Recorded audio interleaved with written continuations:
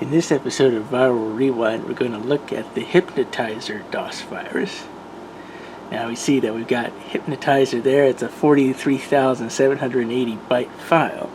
So it's a pretty large sample when we look at it. So bring it up here. And it seems to agree with me. This is a huge sample. So Hypnotiser is now loaded into memory using integer 21H to do its infections. So if we go to the DOS directory, see what we've got to choose from here. Let's look at graphics.com, which is 16,733 bytes. Let's run it. And let's get the directory of it now. And now it's 18,517 bytes. So graphics.com has become infected now. Hypnotiser will also infect .exes when they're executed along with the .coms like we've just shown here. So let's go ahead and skip forward to the payload. Now the payload requires it to be on a specific date. Namely, it needs to be the 10th day of any month. So right now it's April 26th. We'll back up to April 10th. And then we'll merely run graphics.com. Now it may take a few tries, and it also depends on the system timer when the infected program runs with Hypnotiser loaded into memory, whether to get the payload or not. So let me run graphics. Okay, then show, run it again.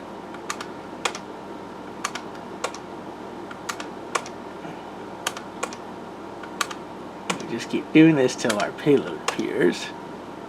And there's our Hypnotiser payload. So it said Hypnotiser up in the upper left corner, and then we get this diamond expanding gradient graphical effect going on from Hypnotiser, and you see it's got a border that's fading in and out with Hypnotiser again up in the upper left corner.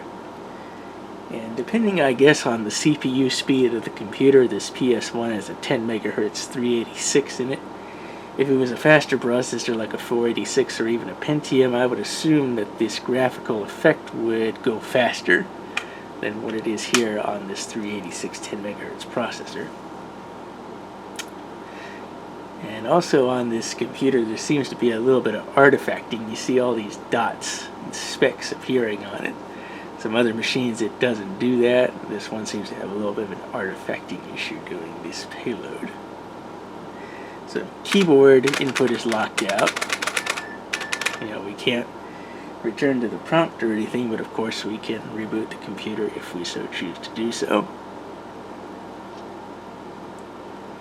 Now it doesn't infect command.com, but it will infect command.com if you run it while it's loaded in memory, which of course then means it will load Hypnotiser every time the system boots up when that infected command.com loads, if command.com got infected with Hypnotiser.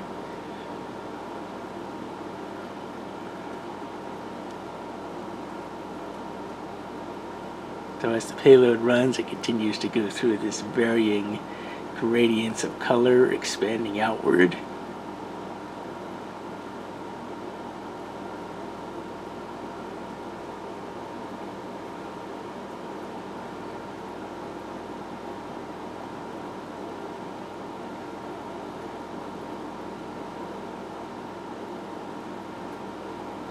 So yeah, there's really not much to the Hypnotiser DOS virus aside from infecting .com and .exes when loaded into memory and then executing this graphical payload on the 10th day of any month after a certain number of infected files are run while it's loaded in memory.